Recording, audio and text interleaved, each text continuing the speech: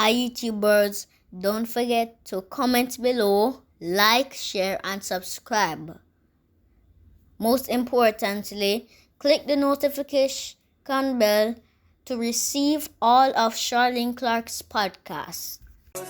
Observed as Breast Cancer Awareness Month, and so I invite you to join us right here on the Supreme Vibes Radio with your host, Sharleen Clarke of the Inspirational Saturdays show, where I will be exploring the topic of cancer.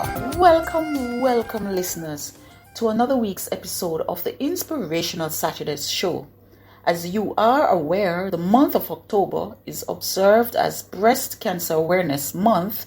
And so for this month, we will be talking about cancer. Not just breast cancer, we will be exploring other types of cancers. Thank you. Listeners, this is our 10th show. Yes, believe it, it is our 10th show. And we want to show appreciation to the first 10 listeners who reach out to me by email at sharleenclarke@gmail.com or by Instagram at sharleenclarke1 or on LinkedIn at Sharleen Clarke. We have memorabilia for you for the first 10 listeners who reach out to me. Now for today's show, we will be talking to a mother, a wife, a woman of God, Lovendora Gordon-Shaw, who, in a strange way, found out that she had breast cancer. She immediately wrote herself off and mentally began planning her funeral. She was brought back to life when she leaned on her faith and dismissed her fears by deciding that her will to live is more powerful than being accepting of the death based on her diagnosis. With this will, she managed to kick breast cancer to the curb. Thank you so very much, Sharleen, for inviting me to, speak on my truth about my experience with breast cancer. And I really hope that, what I'm about to share will fall on fertile ground and that somebody out there will use it as something helpful to guide them through this process, or a family member who has someone who is experiencing breast cancer or has gone through breast cancer, to just, understand how to deal with the situation and know that it's not over. It's just not over. Right. All right. So, Lovendora, tell me a little bit about you, who you are, how you grew up. Give us a little insight of the Lovendora that we don't know and we want to know now. Tell me a little bit about you. Your early days during your childhood, growing up, things you'd like to do. So, as the name suggests, I am nowhere what my name suggests. Right. When you see me, when you hear me, it's love. Mm-hmm. But my childhood growing up, it was a normal childhood. We were not, in want for anything. Mm-hmm. My mother, grew us up with good Christian principle background. Mm-hmm. And it was just a normal childhood. The only thing that I need to share right now is about how we treat with nutrition growing up, because my father, family, they carry the hypertension and diabetes, and so growing up, my mother was mindful of how our meals were prepared with those things in mind. So we pretty much grew up eating somewhat healthy, so to speak. It wasn't 100% healthy, but for the most part, what we consumed were healthy stuff. Okay, and this was what's key for your nutrition because of family health background. What your father, the family, the health issues that your father had, and so your mother wanted to ensure that we treat potential health issues, or we mitigate against them by ensuring that what we eat is nutritious and also good for the body. So your mother was very cognizant of that. Exactly. How did you find that though? Because as children, we don't want to eat the good things. We want the sweets, we want the candies, we want everything that tastes good but is bad for us. How did you accept that? But let me tell you, when you start a child from a young age on a particular diet, you adapt to it. Okay. So you're not missing out on anything per se. Of course, when you go to school and your little friends eating candies and all of that, you'll have a little bit here and there. But for the most part, when you're at home, you have to stick to what is prepared. And we got used to it. So it wasn't strange. If for example, she was making a drink, one of her fruit drinks, yes, she will add sugar, but she would have the least amount of sugar. Mark you, my father wouldn't have that. But for us, we would have a little sugar, or the meal, when she's preparing the meal, the reduction of salt. So when we had our meals, it was normal to us. It never tasted as though it was too fresh or anything like that. Because you got used to it. You got used to it and accepted it. And we accepted it. Oh, brilliant. Very good. As children, children usually don't want to accept those things. But you spoke about hypertension in the family and also diabetes, but nothing of cancer. Was there anyone in the family that had cancer, had that kind of, health issue? So, yes. And it was, I think, during my teenage years, my aunt from my father's side, she passed of lupus. Okay. Now, when she had the symptoms for years, but nobody knew what was happening to her.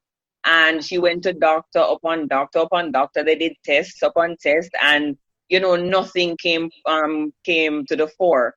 Right. It wasn't until she actually passed that we found out what was causing her illness. After they did the autopsy, and that is how we actually had the first bout with cancer in the family.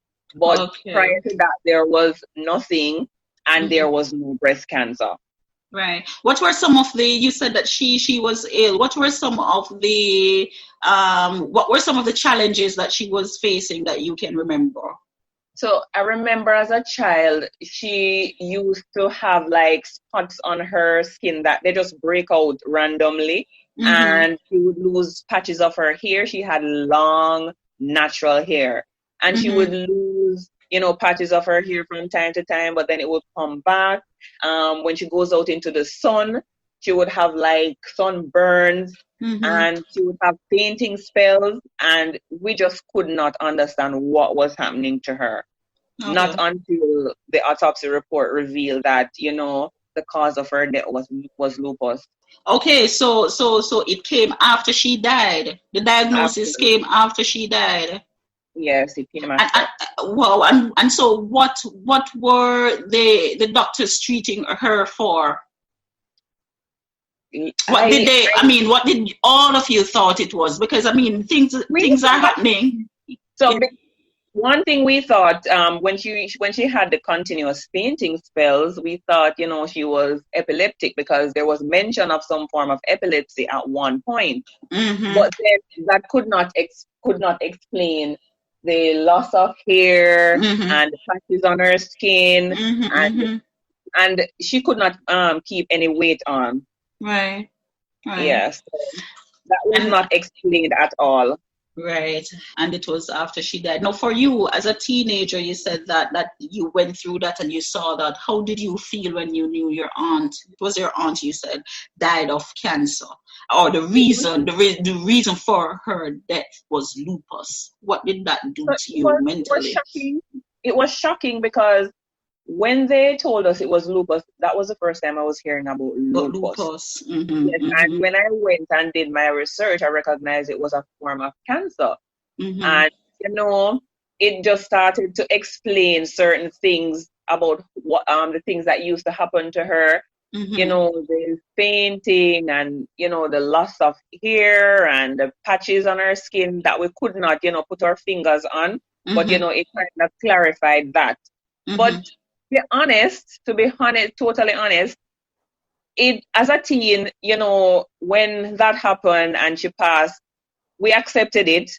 It wasn't any, I wouldn't say I was shocked in terms of, whoa, it was cancer, because at that time, I don't think I would have processed what cancer was really at that time, because that was my early teens. Right. I wasn't even, I think I just started high school, so I probably was about 13, 14. Yeah, so it wasn't, I wasn't, overly concerned about this cancer story. I just know that she was ill, and, this illness took a toll on her and she passed. Yes, it was very, very sad, because she was pretty close to our age, actually. So, that relationship, she was close enough, not too old. So there was a tight connection right there. Right. So that was where, we got overly concerned about, but not necessarily the illness itself. I was just happy that we found out what actually caused all of this. Right. So take me to you now, Lovendora. At how did you find out about your cancer? So, funny story.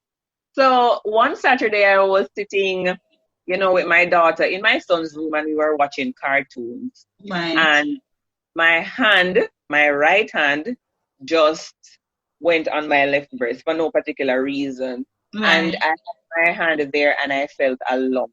And I started probing. And when I recognized that it was actually a lump, I called my husband and I asked him to just feel it, just to see that I'm not, thinking things. Right. Just to feel and let me know if he actually, felt a lump. And he said, yes, it's a lump. Right. And, immediately I got up, I went to the bathroom, I showered, and I went to the doctor. Because one of the things I always say is, if it is something that I am not able to deal with, like the common cold or a headache, if it's something foreign that I know nothing about, I'm heading straight to the doctor. Right. And you have 2 children. I do. And this was at your after your first child or your second child? So this was way after my second child. My daughter was 7 at the time, and my son was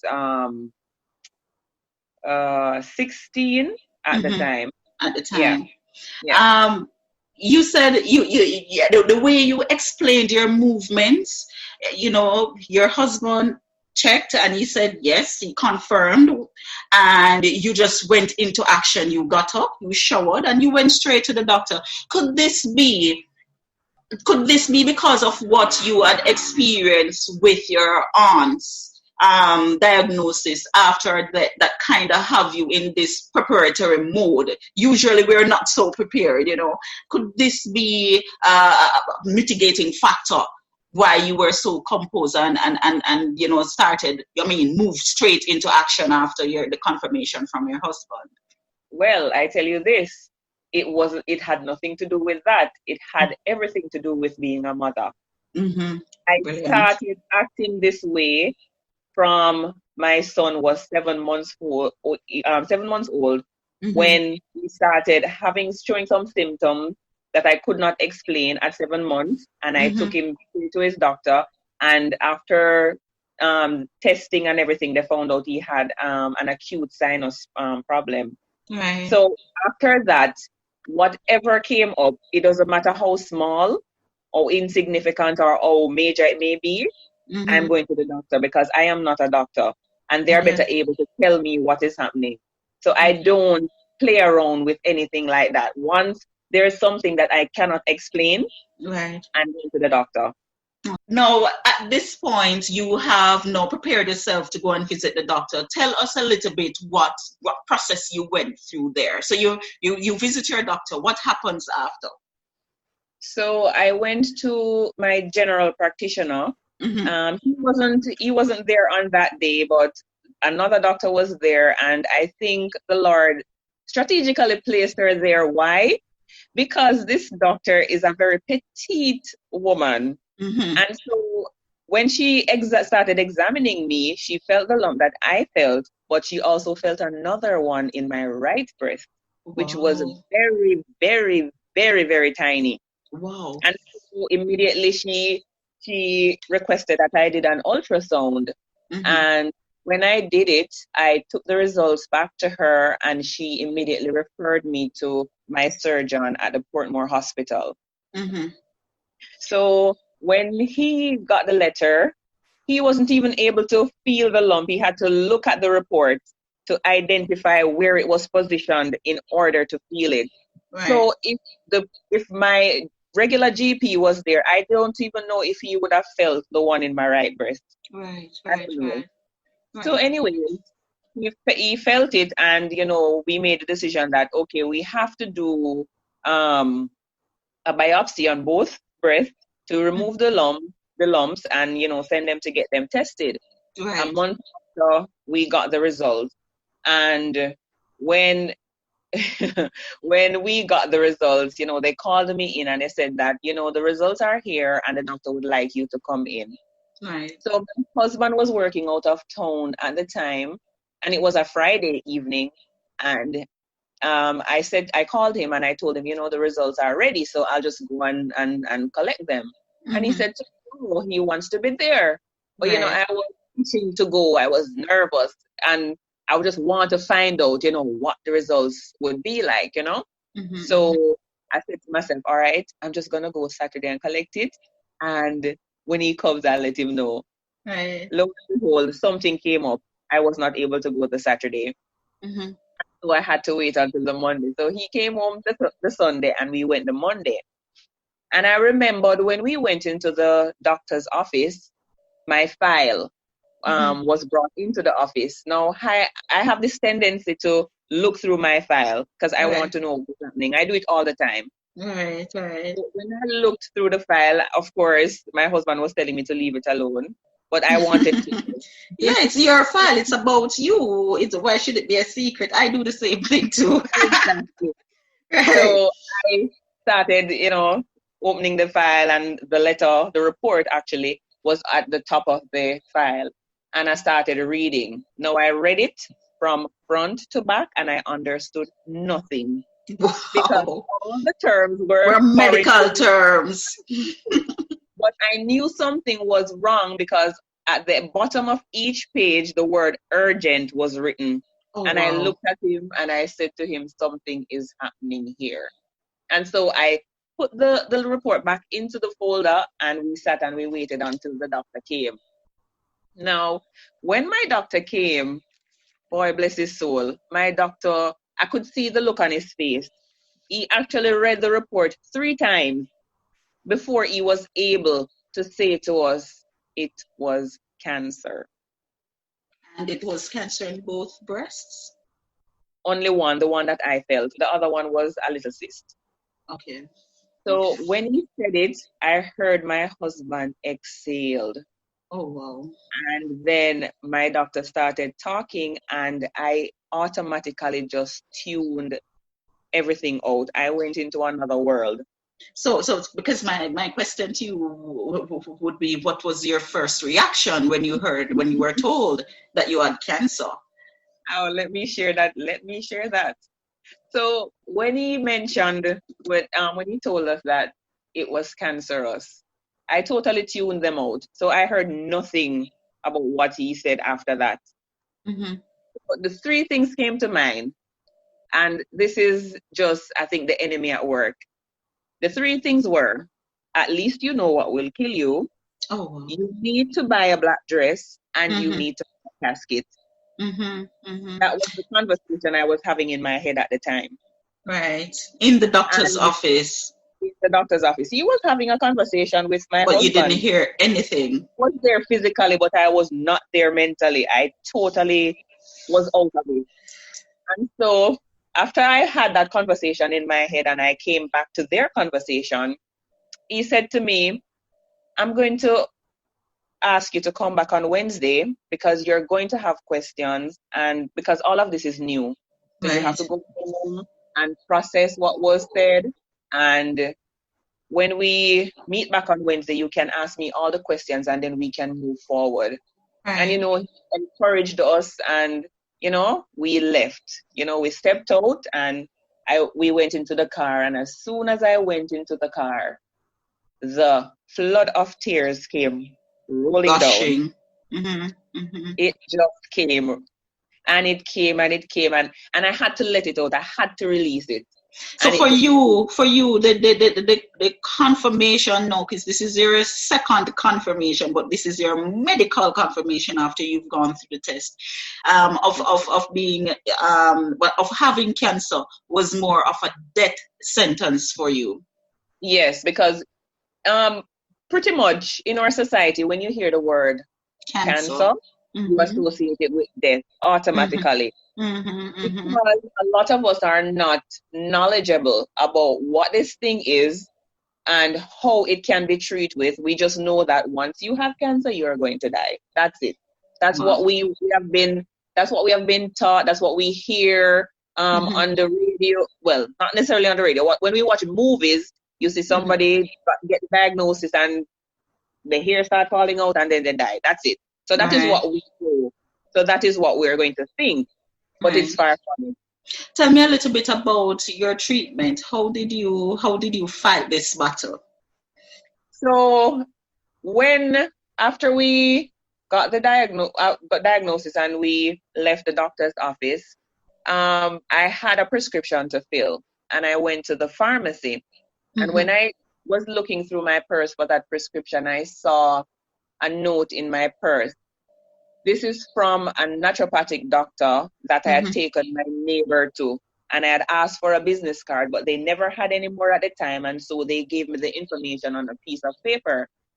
And I turned to my husband and I said to him, this is it.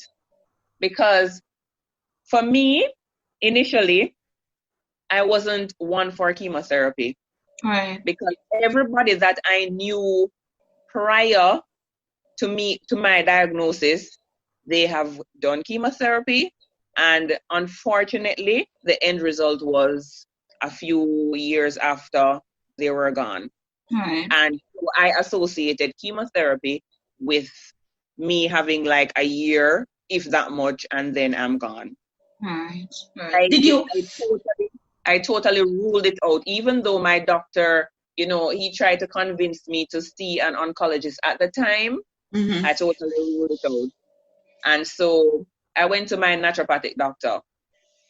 And, when I went to him, he and explained what was happening, I took all of my documentation, because since it happened, I started making my own file. I needed to know exactly what was happening, so I created my own medical file. Everywhere I go, I walk with my file. Every test that I do, I keep a copy, and the doctor has a copy. So my file and my stuff, and my husband and I went, and he had a discussion with me. And before the diagnosis, I want to just share something. Sure. In 2015, latter part of 2015, I started, the earlier part of 2015, I started undergoing some stressful situation. I will not get in details with that, but the level of stress that I was feeling at the time, I could hardly sleep at night. I would be up and I could feel pain, literal pain in my body because of the level of stress that I was undergoing. And the stress had to do with a number of things. Thank God for my husband and his support and my family. They are the ones who kept me going. Right. So I really attributed the cancer with, one, how I started eating, the things that I started eating, and two, the level of stress that my body was undergoing at the time. Right. So I wanted to share that briefly. So back to my naturopathic doctor now. When I went and, I showed him the results of the test and everything, he said to me, okay, you're going to go back to your doctor. Because when I went to him, I told him, listen, I made up my mind. I have had 2 children already. I don't need these breasts, so I can take them off. I don't need them. So when I went to him and I told him, he listened to me and he said to me, okay, I hear what you're saying, but that's not what you're going to do. You're going to go back to your doctor and you're going to ask him about a lumpectomy rather than a mastectomy. Because where it was located and the size of it, have the discussion with him about having a lumpectomy, because in this case, his opinion is that it's better for you to do a lumpectomy rather than a mastectomy. So I went back to my doctor the Wednesday and we had the conversation and he agreed. And so surgery was scheduled and they removed the cancerous area, the area around it, and 9 of my lymph nodes. Right. And when those went off to be tested, the area around the cancerous area was clear and the lymph nodes were clear. And so after that, my doctor was again encouraging me to see an oncologist. And of course, I blocked him and I said, nope, I'm not doing chemotherapy. I will go to my naturopathic doctor. Right. And I went to my naturopathic doctor and, I have been on his medication from 2017. I had to change my lifestyle in terms of what I consume, do away with the processed food, start to eat as clean as is possible, and, try to eat according to my blood type. And so I started that regime and did what I was supposed to do.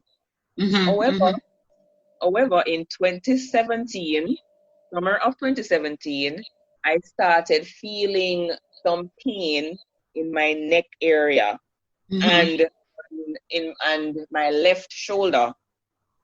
And when I went back to my surgeon, he felt some lumps in my neck. And these were my lymph nodes, they were swollen. So again, we had to do another surgery. Okay. And this surgery was to remove those lymph nodes as well?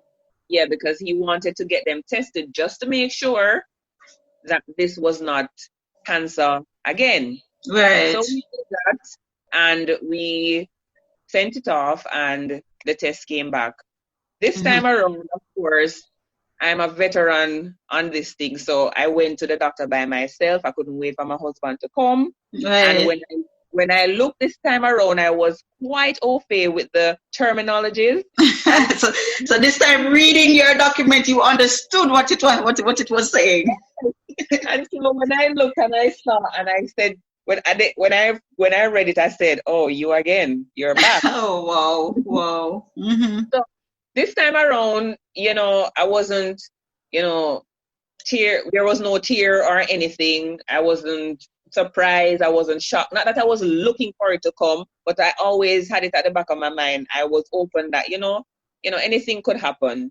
Right. And this time around, my doctor said to me, "Listen, Lovendora, I want you to see an oncologist. I need you to see an oncologist." And again, I was fighting him.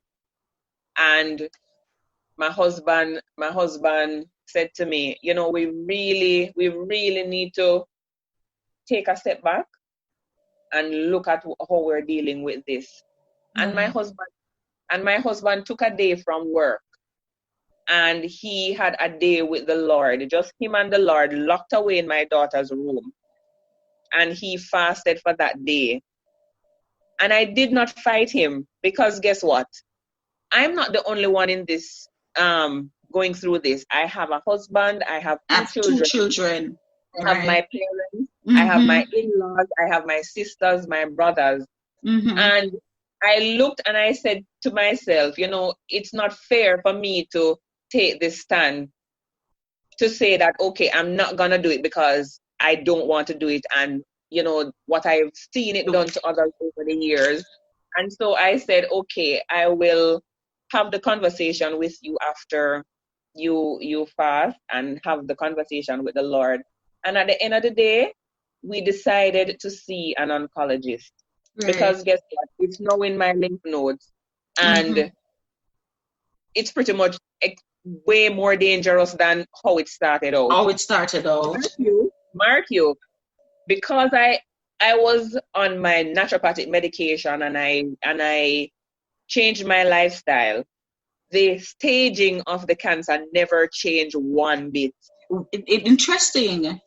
It never changed one bit. So your healthy habits enabled a more successful survival reality for you. Yes. It never changed one bit.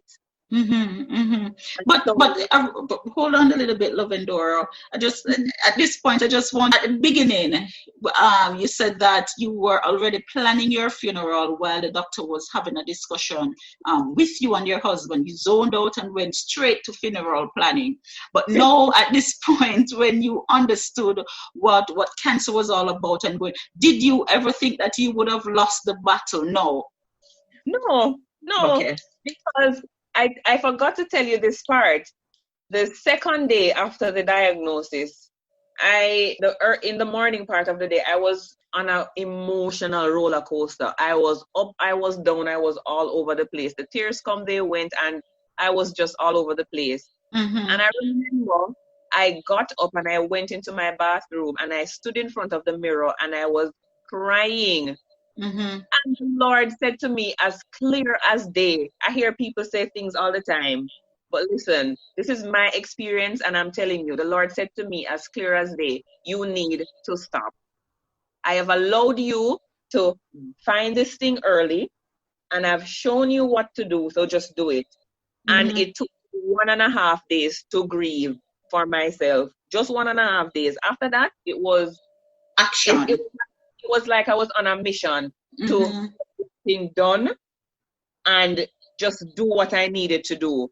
There was no room, and there still is no room inside my heart for sympathy. I just know that I need to work on this and that my Lord is in control and it can be dealt with. Nothing is impossible for him. And so that is how I've been dealing with this and treating with this. There has been no more tears. So at one point I asked my husband if I'm okay. I asked him if I'm okay. Because you're dealing with it, so well. Yeah. But that is the approach that I have taken. I'm not going to allow it. I'll never allow it to get the better of me, to wear me down emotionally, because once you have lost the battle emotionally, you're losing it physically. Lovendora, did you do the chemotherapy? Yes, I did the chemotherapy. After, my husband and I had the discussion, and when we considered all the parties involved, himself, our children, my relatives, even my friends, my very good friends, I decided that, okay, let us go ahead and do this because of where the cancer was at the time in the lymph nodes, right? And the staging at what it was, because my stage was stage 2, but triple negative, and that was the most aggressive, and that is the most aggressive stage of breast cancer. Okay. Right. So just a moment, Lovendora. So it was breast cancer, but no, you said that you were having pain in the neck, and your lymph nodes were swollen. So is it that the cancer is now spreading, or the cancer has spread after the surgery? Yeah, it has spread after the surgery, and they still classify it as breast cancer because that's the beginning. That's where it started. Right. And as I told you before, the beauty about it is that because I believe because I was on my naturopathic meds and I changed my lifestyle completely, the stage when they sent it off to the lab, it never changed. It was the very same. Because a lot of times when, after it returns, it gets worse based on my research. And so even that it was actually at the same stage, nothing changed. I attributed that to the fact that I changed my lifestyle and I was on my naturopathic medication. Okay. And so we decided that we're going to see an oncologist and go the chemotherapy route. To me doing that though, I normally love to do some research. And so I went on YouTube and I, found some videos on women with my staging and, you know, they have, who have gone through chemotherapy and the effects that it, you know, will have on you. And, you know, I wanted to prep myself for what I was about to do.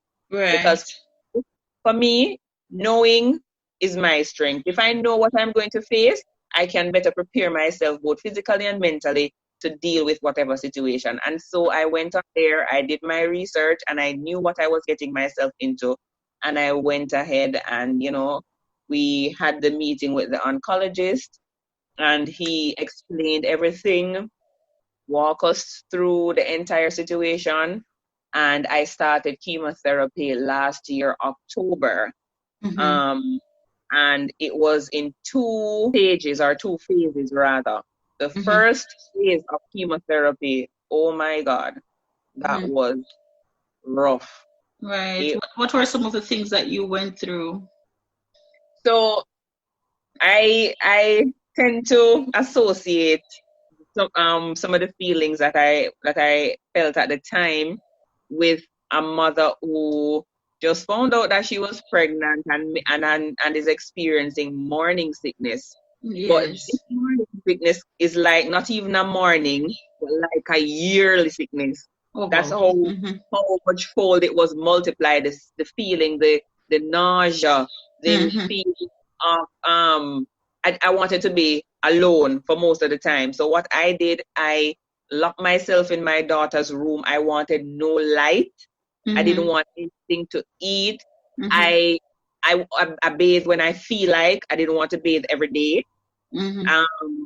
My mother was with me because my husband is here as always, and my children are here. But I wanted my mother. I had that sense that I just needed my mother. I don't want anybody else. I just want my mother. And so my mother came and she took care of me, and she took care of my children, and she took care of my husband.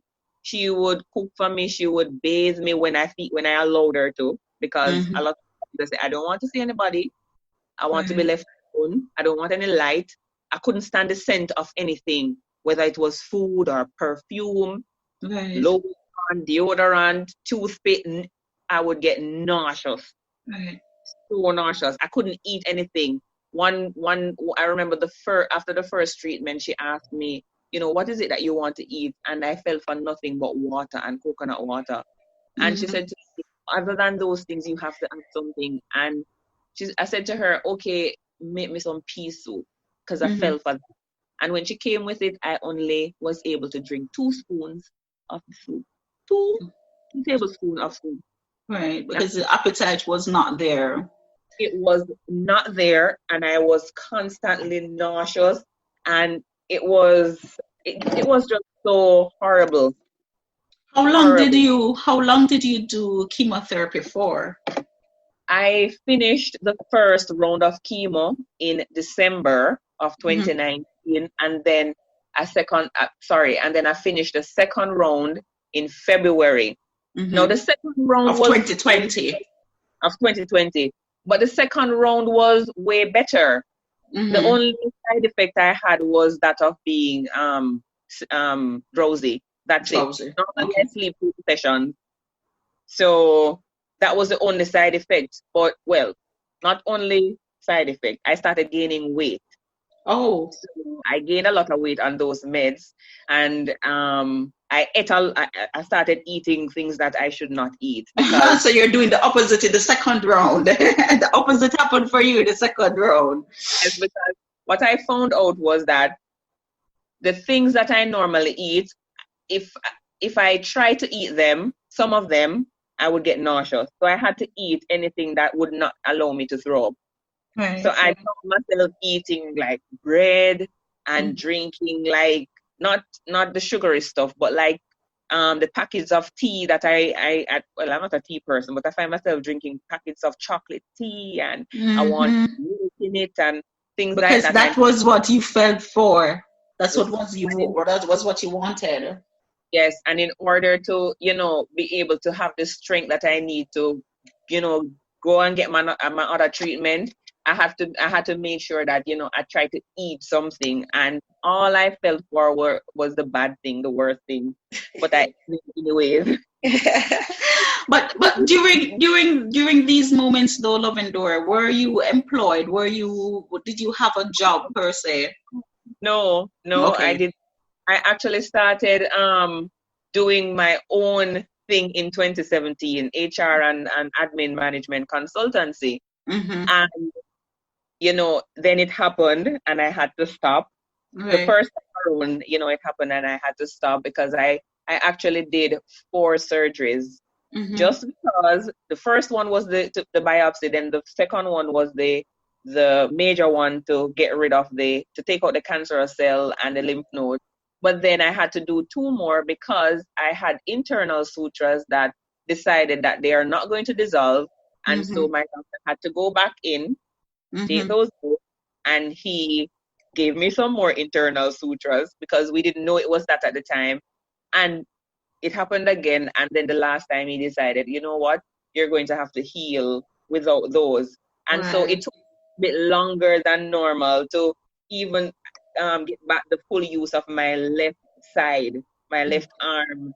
So it took a little while to get back the use of it. And Mm-hmm. even to this day, the area is still very, very sensitive. So I have to be mindful of the things that I do, because if I do too much, then I Mm-hmm. start feeling the The sensation, because sensation again.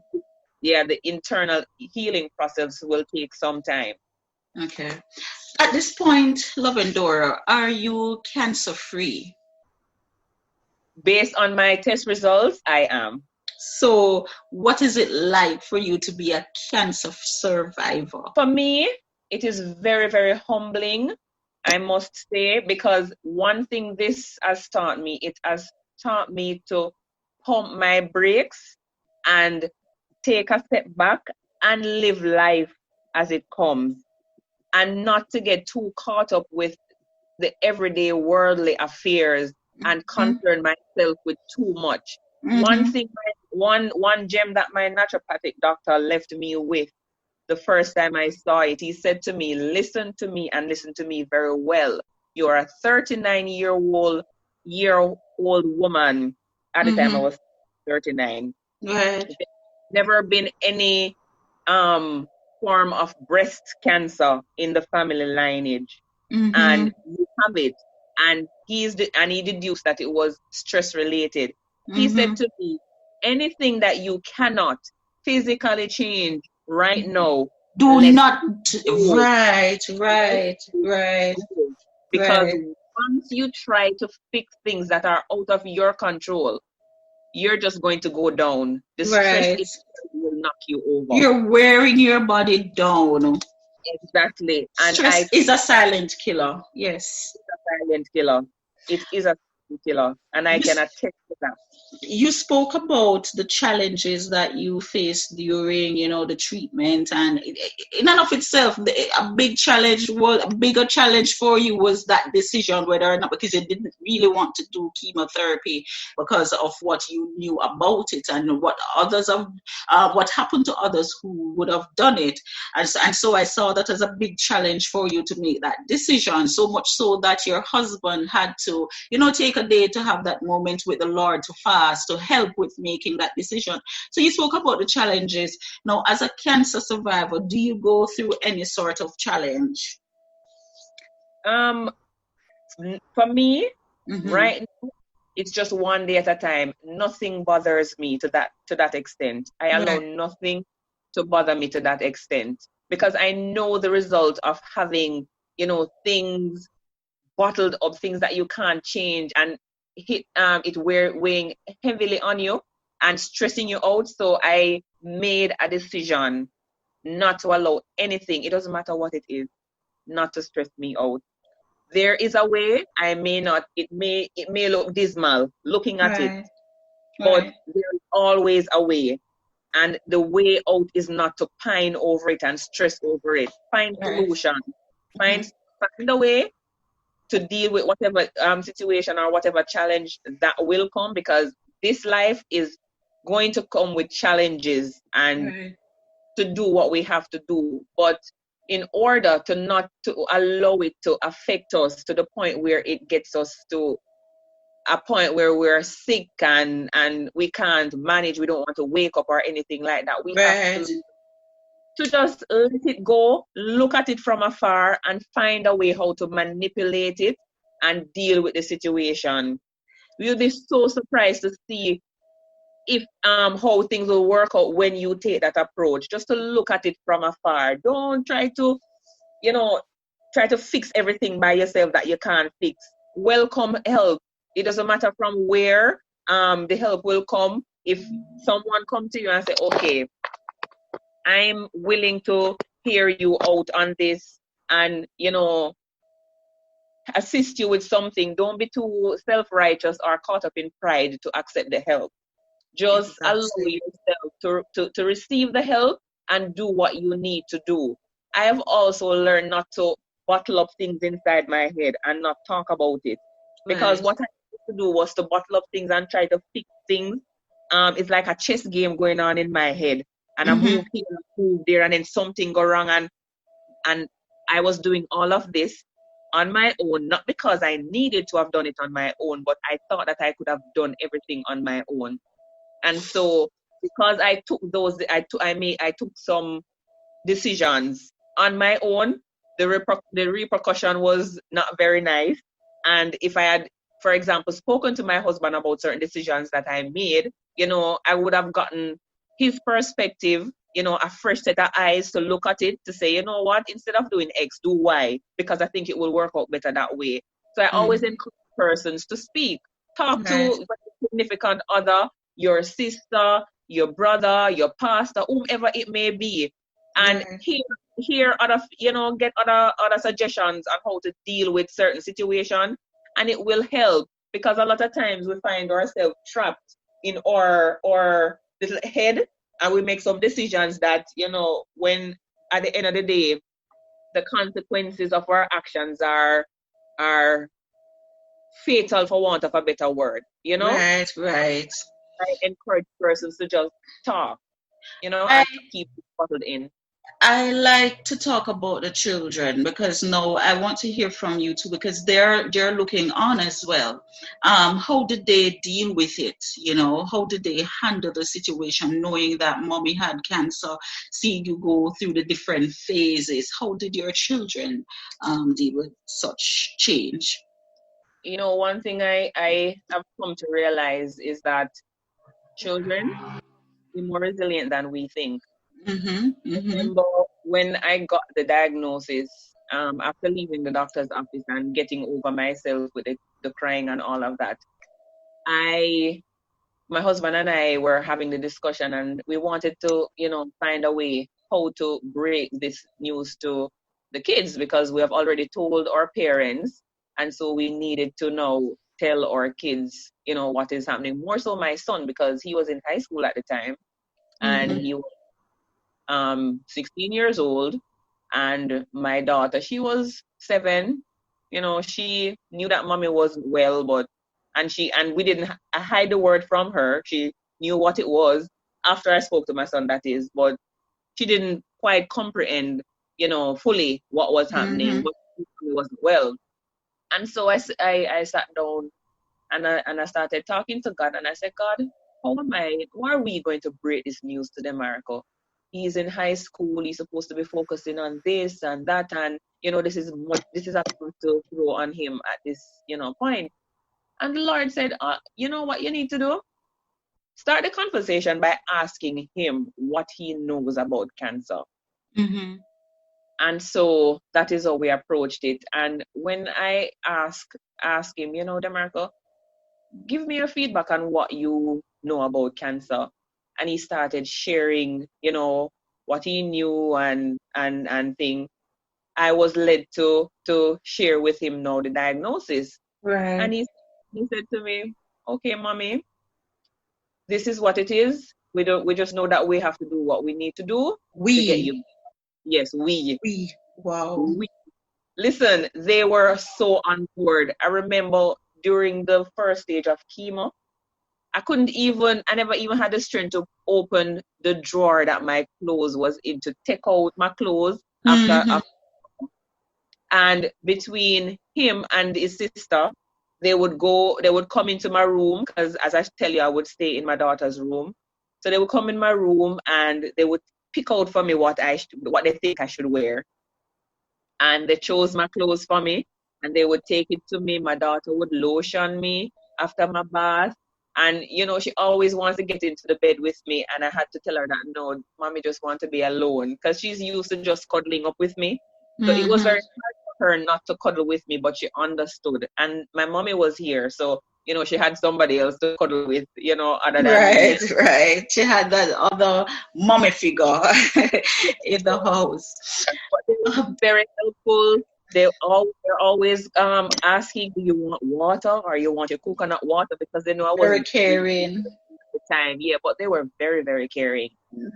My take on this though, Lovendora, is that for the kids, I think, when kids go through a situation like this, it makes them a better adult. They're more humble, they're more caring, they're more understanding, because they have been through a situation that would reveal to them, what really matters in life. So that's my viewpoint on this situation. And another thing that I did, because you can see one side of your child when they're at home, but then there's a side of them when they're at school. Right. What I did after having the conversation and everything, I reached out to their teachers and their principals, vice principals. And at the time, I reached out to all my son's teachers, because when you're in high school, you have various different teachers for right. So I reached out to all of them and the principal, vice principal, and let them know what was happening, just in case there is a situation at school where it's breaking down and they could understand. Right. And I also went to my daughter's school, and shared with her teacher at the time that this is what is happening. And so if you see her looking a particular way, try to have the conversation with her just to see what is happening, Right. But to God, they were good. They were perfectly fine. They managed well, because the parents, after I started chemo and the hair started falling out, they even gave me nicknames. I was Untitled with Avatar, that little man without the hair. Right. And I was Charles Xavier from X-Men. So we made the moment very, very light, you know? And tense and heavy for them. Yes. All right. My final question to you, Lovendora, as a cancer survivor, what would you, if you had the opportunity, well, you do know, because we have our listeners all over the globe, somebody somewhere right now listening might be fighting cancer or might have just been diagnosed with cancer. As a survivor, what would you say if you had a moment, or given this moment now, to say to an individual who is going through a diagnosis of cancer or even surviving cancer? What would you say to this individual? What would you say to this person as a possible solution in a holistic sense? So my takeaway would be, first of all, you have to win this mentally before you even start to approach it physically. And so you have to come to a place in your head that, listen, this is not going to dominate you. You will dominate it. This will not take over your body. You will make sure that you will work on it and do whatever it is that you need to do from your head first, and then approach it physically. Now, for me, I'm still dealing with it holistic, even though I've gone through chemotherapy, because I do believe that the more natural you can go, the better it is for you in terms of what you consume. Right. So healthy diet. Healthy diet is key. Even the deodorant that you use and the shampoo that you use and the lotion you use, I try to find the ones without paraben and all of those things that are not good for you. Right. And start with things like that. So what you consume, what you put on your body, Mm-hmm. key. I do also believe that if you want to do the chemotherapy route and radiation, by all means, go ahead, because there are some stages that definitely need the chemotherapy and the radiation to get the thing under control. Right. I'm not going to tell you that I'm a doctor or I have all the knowledge there is to be about cancer, but I do believe that naturopathic medication works, and based on what I have experienced with the chemotherapy and the results that I've gotten after having chemotherapy, it also works. It is left to the individual to decide what he or she wants to do. But I can tell you, you can never go wrong with treating your body the way how it is supposed to be treated, meaning that you put clean, healthy stuff inside your body, and Right. you will see it manifest both on the inside and on the outside. Thank you so very much, Lovendora. Cancer is not a death sentence. Cancer is a disease, and to fight it, you heard Lovendora, you have to think about what it is that you need to do in order to make your situation better. And not only that, not only the physical, but also the mental capacity. If you think it, it's going to happen. So you have to ensure that you train your mental capacity to be positive. In anything in life that we do, without positivity, you're going to have failure. So please ensure that you start with the mind. Before you even start with penning down your diet, you have to start with the mind. You have to start thinking about cancer, what it really is. Do not shy away from it. Do your research and then think about it mentally as it relates to the approach. Yes, you will have bad days like she did. Yes, you will have days you want to be away from people. That is natural. But in a holistic sense, you have to be mentally healthy and positive to beat this thing called cancer. But if you start out and end out thinking that it's a death sentence and all you want to do is plan your funeral, because she started by planning her funeral, but she endured because she changed the paradigm of